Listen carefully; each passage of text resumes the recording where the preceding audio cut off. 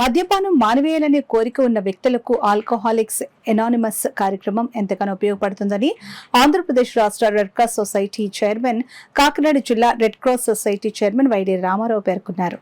Alcoholics anonymous coastal Andhra inter group ప్రారంభోత్సవం, కాకినాడ ఏఏ group 22వ వార్షికోత్సవం, రమణీపేట ఏఏ గ్రూప్ 4వ వార్షికోత్సవం, జగన్నాథపురం ఏఏ గ్రూప్ 4వ వార్షికోత్సవం, కాకినాడ డైమండ్ ఏఏ గ్రూప్ 3వ వార్షికోత్సవం కాకినాడ రెడ్ క్రాస్ భవన్లో ఘనంగా జరిగింది.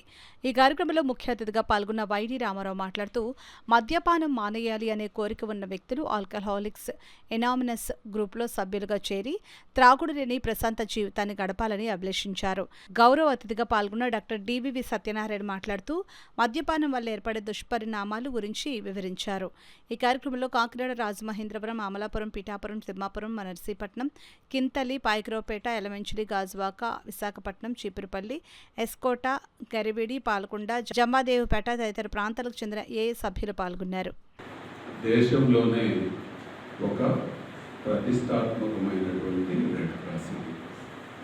సో ఇందులో ఇటువంటి కార్యక్రమాన్ని నిర్వహించాలని మేము భావించడం, అదేవిధంగా మీ అందరూ కూడా దానికి ఒక మార్గదర్శకంగా ఉండి ఈ యొక్క కార్యక్రమాన్ని ముందుకు తీసుకుని వెళ్ళడానికి ప్రయత్నం చేస్తున్నందుకు అభినందిస్తున్నాను.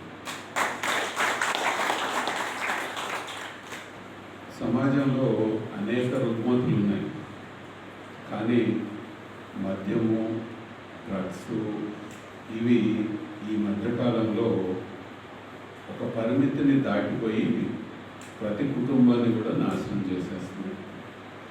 ప్రత్యేకంగా యువత చిన్న వయసులోనే వీటికి అలవాటు పడి మొత్తము సమాజానికి అరిష్టంగా తయారవుతుంది. నాకు 69 సంవత్సరాలు. ఏ రోజున మద్యం సేవించిన అలవాటు లేదు, దాని రుచి నాకు తెలియదు. కాబట్టి నేను దాని గురించి నేనేమి చెప్పలేను. దాని ఇదేమిటని, దాని మంచి చెడుల కంటే అది మన కుటుంబాన్ని, మన సమాజాన్ని ఏ విధంగా ప్రభావితం చేస్తున్నదని మనం గమనించగలిగితే అప్పుడు ఆ సమస్య నుంచి మనం బయటపడగలుగుతాం.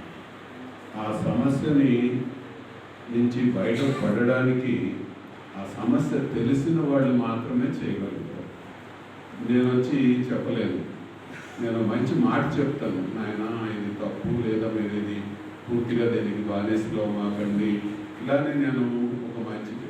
కానీ అందులో నుంచి బయటకు వచ్చిన వాళ్ళు ఏ విధంగా వాళ్ళు చక్కగా మనకు అడ్వైస్ చేసి చక్కగా వాళ్ళని బయటకు తీసుకురావడానికి ప్రయత్నం చేస్తే అది కరెక్ట్ సొల్యూషన్ అని నేను భావించే ఈ ఆల్కహాలిక్స్ ఎనానిమస్కి మొదటి నుంచి మద్దతుగా ఉంటాను. ప్రాథమికంగా మందు మొదలుపెట్టేటప్పటికి కొంత మత్తు ఆవహిస్తుంది మెదడు, అది మనిషికి సుఖాన్ని ఇస్తుంది. ఆ సుఖం కోరుకుంటాడు, అది కొనసాగిస్తాడు. బాధ వచ్చినా, సంతోషం వచ్చినా అతనికి ఒక ప్రథమంగా ఆ అలవాటు ఉన్న వ్యక్తి ఖచ్చితంగా దాని దగ్గరికి వెళ్తారు.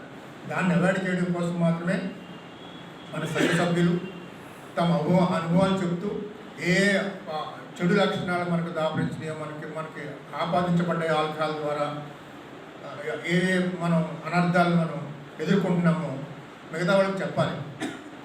మనం బలవంతంగా మన సంఘం యొక్క ఈ బ్రోచర్ చదవాలి.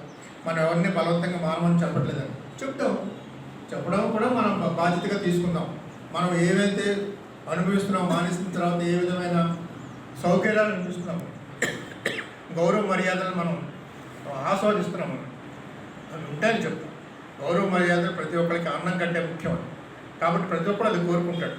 ఒక పూట భోజనం లేకపోయినా పర్వాలేదు, కానీ సమాజంలో గౌరవం అది మనం తాగి వెళ్ళిన వ్యక్తి కంటే తాగకుండా వెళ్ళిన వ్యక్తికి మనకి ఇచ్చే గౌరవాన్ని ఖచ్చితంగా మనం గమనిస్తాం. అది ముఖ్యంగా అందరికీ ప్రచారం చేద్దాం. 3, ఆల్కహాల్ ఎప్పుడు మానేస్తే మంచిది, ఎందుకు మానేయాలి?